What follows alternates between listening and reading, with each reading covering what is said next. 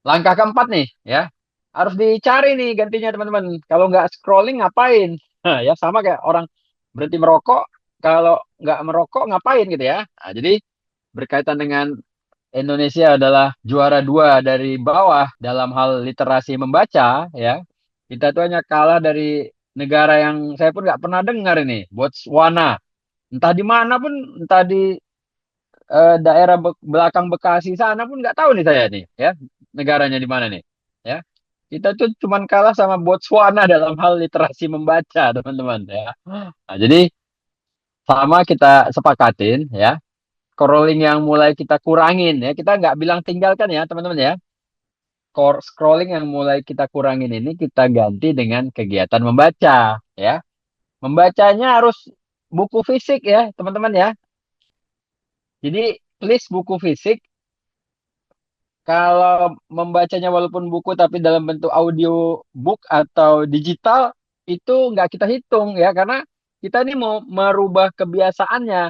Artinya kalau yang dibaca juga di HP, nanti kita terdistraksi lagi ya, kehilangan fokus lagi kalau tiba-tiba masuk SMS, masuk WA, masuk notifikasi ya. Jadi eh, please ya membacanya buku ya. Jadi langkah berikutnya ya, ingat teman-teman, kita gantikan scrolling tadi dengan buku ya.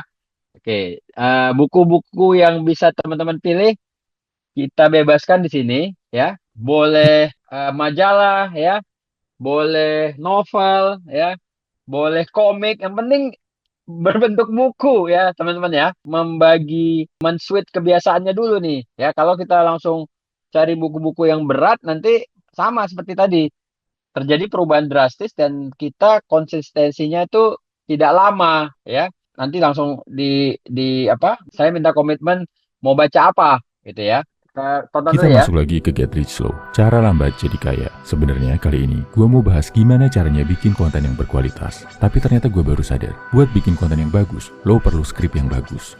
Buat bikin skrip yang berkualitas, lo wajib bisa nulis. Dan biar lo bisa jago nulis, lo wajib suka baca bro. Apalagi kalau lo mau bikin skrip yang kuat yang menyentuh hati audiens. Suka baca aja nggak cukup, lo wajib cinta baca.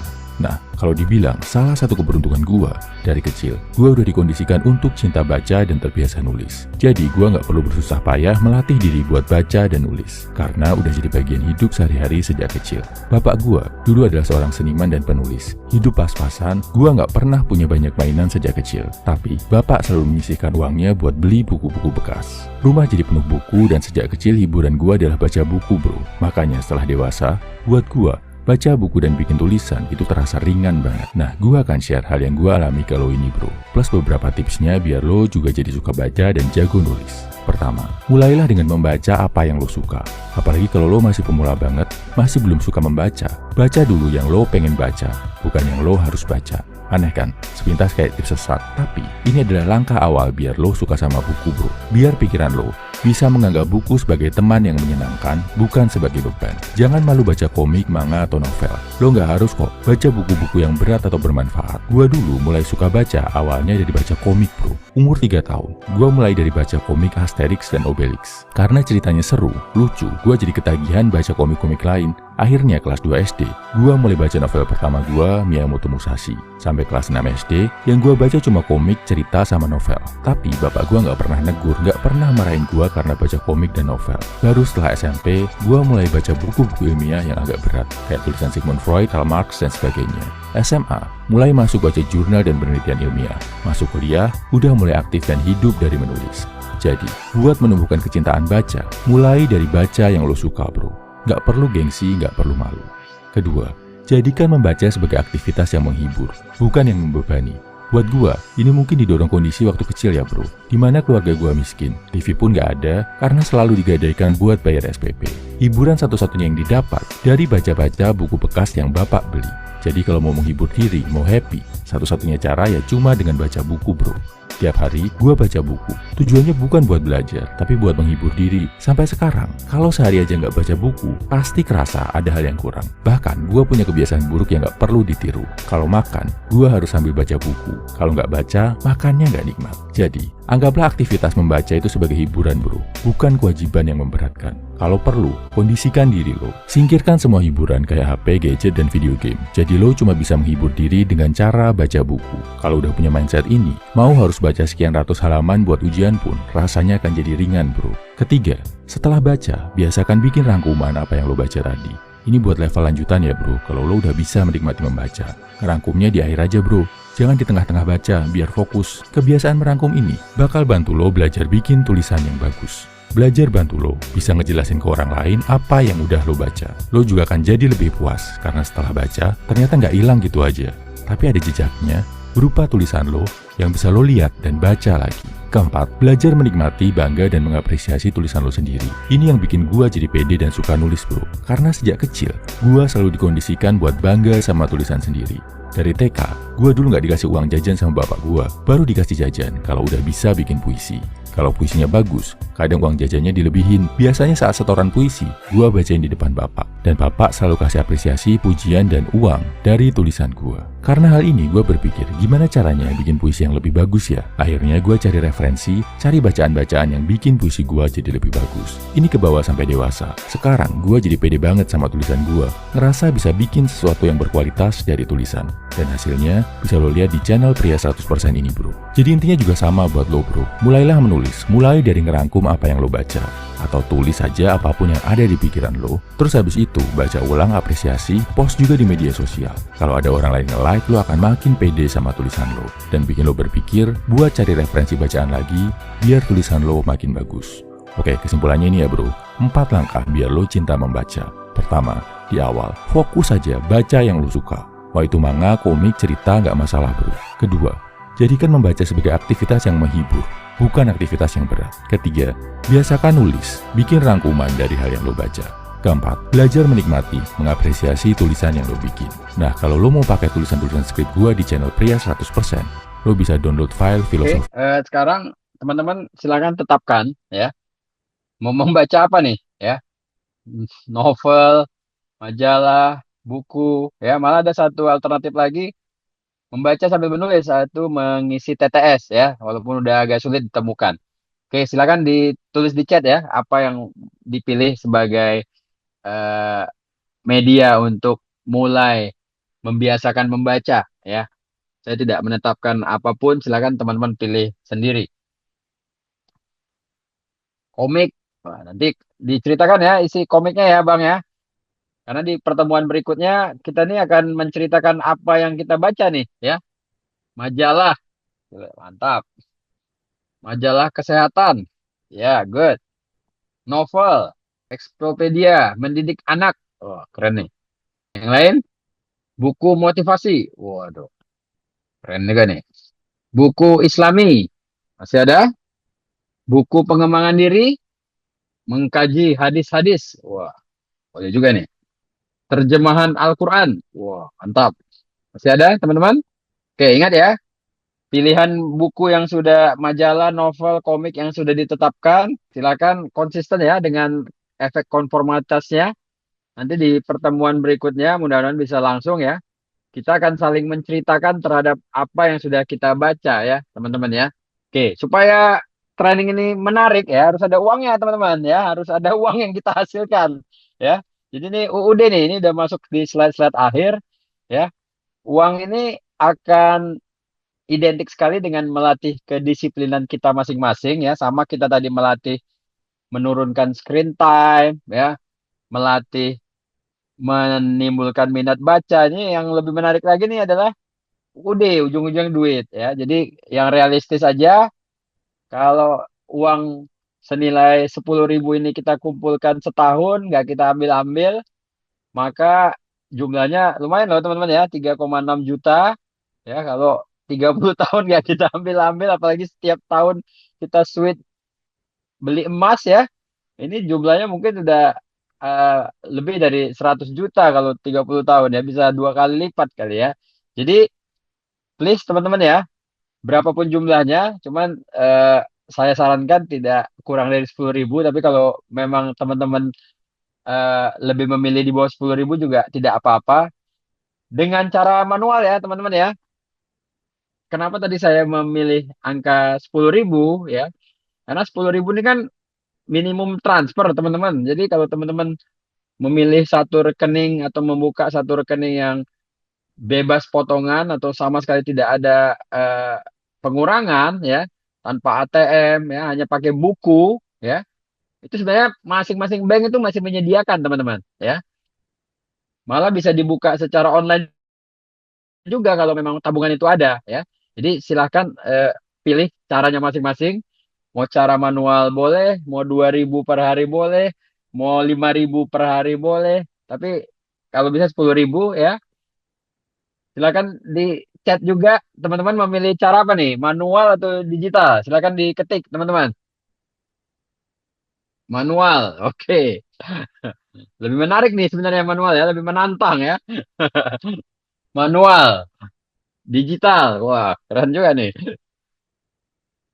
Oke ya, intinya kita sudah memilih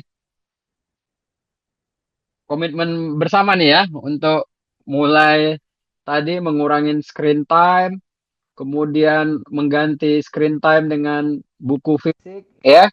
Ketiga adalah UUD, ujung-ujungnya uang ya, teman-teman ya. Kita maksimalkan perilaku positif yang menular ini ya. Ini kalau kita lakukan bareng-bareng nih disebut efek konformitas ya, teman-teman ya. Jadi kecenderungan kita untuk patuh, kemudian mengikuti teman-teman yang melakukan hal yang sama itu jadinya lebih besar ya. Dan kekuatan langkah kecil yang sudah kita lakukan dari awal training tadi ya, mengaudit waktu kita, memilih skala prioritas, mengurangi screen time ya, menabung 10.000 per hari. Ini disebut efek bola salju ya, teman-teman ya. Jadi kecil tapi dia menimbulkan efek yang lama-lama besar ya. Apakah kegiatan ini bisa kita duplikasi kepada kebiasaan lain? Contohnya kita ingin menularkan atau edukasi klien kita yang berolahraga dengan paksaan, jadi tidak terpaksa. Ya, caranya adalah membangun sistem, teman-teman. Ya, jadi kalau sistemnya sudah ada, dengan memencet satu tombol saja dia akan berjalan secara otomatis. Kenapa sistem itu penting dalam membentuk kebiasaan ya? Jadi kita ambil contoh di sini, kalau kita punya sistem ya, terus ibaratnya kita mencuci dengan mesin cuci. Sementara kalau kita tidak punya sistem, walaupun mencuci juga, tapi ini kecenderungannya jadi lebih sulit ya. Harus ada ember, harus ada brus. Kalau orang Medan bilang brus nih ya, sikat ya. Harus ada alas cucinya, embernya kadang ada dua yang isi air sabun sama yang kering ya. Jadi bukan berarti mencuci secara manual tidak bisa, cuman memang kecenderungannya kita akan lebih mudah melakukannya kalau kita punya sistem ya. Jadi yang sudah kita buat tadi ya, mengurangi screen time tadi itu disebut sistem teman-teman ya. Sistemnya tuh mulai dari mendesain lingkungan, menumpuk kebiasaan, mengubah identitas, memanipulasinya, mencari pengganti dan melakukan komitmen ya. Malah komitmennya tadi kita taruh di depan nih ya. Apa tuh desain lingkungan yang kita lakukan dalam rangka mengurangi screen time? Pertama tadi kita sudah mendesain jam kita, handphone kita tuh mati maksimum jam 10, jam 11 dan paling cepat hidup jam 4 atau jam 5. Itu sebenarnya sudah kita desain itu ya. Bisa nggak ini kita duplikasi untuk kegiatan yang lain? Contohnya supaya klien kita melakukan olahraga dengan tidak terpaksa. Ya sebenarnya bisa banget ya teman-teman ya. Mulai dari menginstal aplikasi, kemudian menempatkan pakaian olahraga di tempat yang mudah dilihat. Ini bisa ditularkan ke klien-kliennya ya. Kemudian menempatkan olahraga di tempat yang mudah ditemukan atau digunakan ya. Kemudian tadi kita sudah melakukan kegiatan menumpuk kebiasaan juga ya. Pada saat kita ingin menghidupkan HP kita, kita melakukan sesuatu dulu. Misalnya kita sholat sunnah tahajud dulu atau sholat witir dulu ya. Setelah sholat 2 rakaat baru kita kasih reward eh, diri kita dengan menghidupkan HP ya. Jadi nggak harus sholat ya teman-teman ya. Bisa juga squat dulu 10 kali baru boleh ngidupin HP. Itu juga bisa tuh ya. Apakah kebiasaan ini bisa kita tularkan ke kebiasaan olahraga? Ya bisa banget ya. Jadi setelah sholat langsung push up 10 kali ya. Ini disebut menumpuk kebiasaan ya teman-teman ya. Kita itu boleh minum kopi kalau udah squat 10 kali ya. Setiap 1 jam, ini bisa dipraktikkan untuk orang-orang yang bekerja di kantor mungkin ya. Setiap 1 jam bekerja di belakang komputer itu plank 1 menit ya. Kemudian kita tadi sudah melakukan tindakan mengubah identitas teman-teman. Yaitu mengganti scrolling dengan membaca buku, novel, majalah, atau teka-teki silang ya. Apakah ini bisa dilakukan untuk kegiatan supaya klien kita suka olahraga? Ya bisa banget ya. Ada checklist harian di kulkas atau lemari es bahwasannya dia udah berolahraga. Jadi setiap setiap habis olahraga di checklist gitu ya. Kemudian ganti kata saya mau olahraga tapi saya mau sehat sampai tua ya. Kemudian buat tag untuk diri sendiri, saya bukan orang yang mager atau malas gerak ya. Kemudian kita juga sudah melakukan tindakan manipulasi keinginan ya. Apa tadi yang sudah kita lakukan yaitu mematikan semua notifikasi kecuali yang penting ya. Apakah ini bisa diduplikasi untuk kegiatan mencintai olahraga? Ya bisa banget ya, dengan cara membuat playlist musik saat latihan ya, berolahraga sambil nonton televisi, film atau drama Korea, berolahraga bareng pasangan atau teman. Ini memanipulasi keinginan juga nih teman-teman ya. Hmm.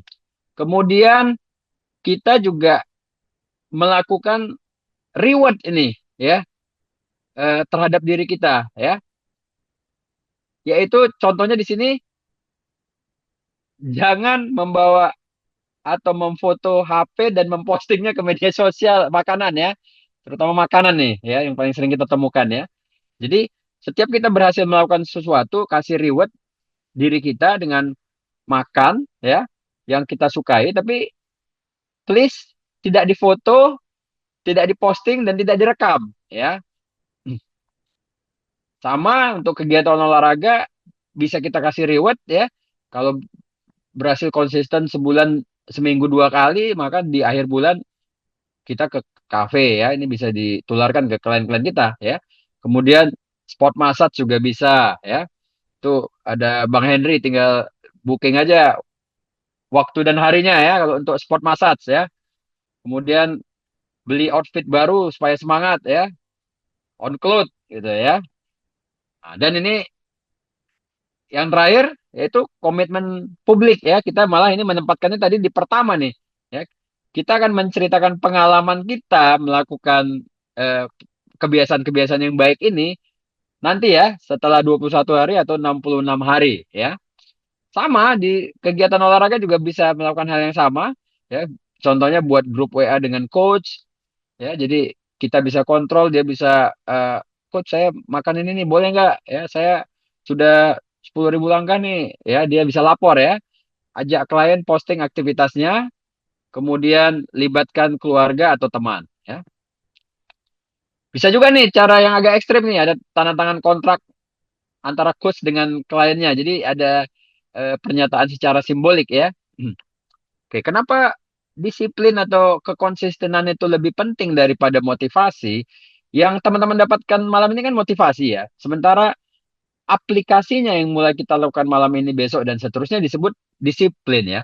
Kalau kita orang yang familiar dengan weight training ya, disiplin itu seperti rangka atau tulang teman-teman ya. Sementara motivasi itu seperti otot ya. Otot walaupun kelihatan indah tapi dia mudah lelah ya. Sementara tulang itu yang menopang postur kita ya. Atau kalau kita lihat video ini kira-kira permisalannya seperti ini.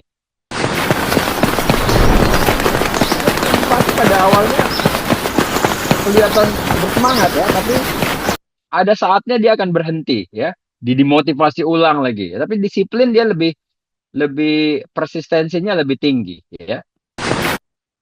Oke, yang tidak kalah penting adalah kita harus membuat jurnal juga nih teman-teman ya.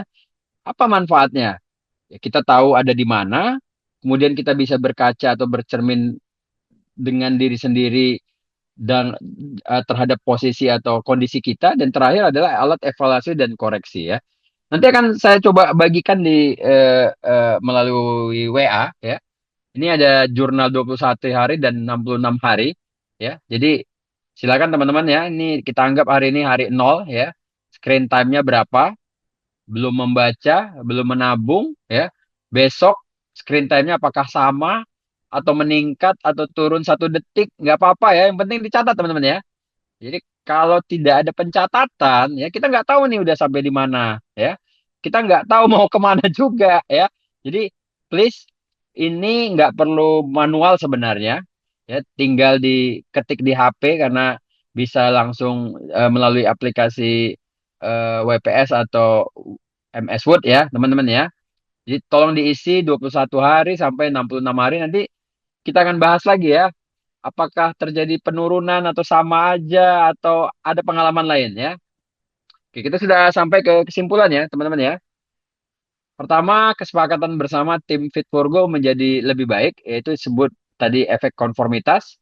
Kemudian kita mulai dari yang paling mudah ya. Apa itu? Menurunkan screen time, mencari ganti kebiasaan lamanya dan menggantinya dengan membaca ya, membaca dalam bentuk fisik ya.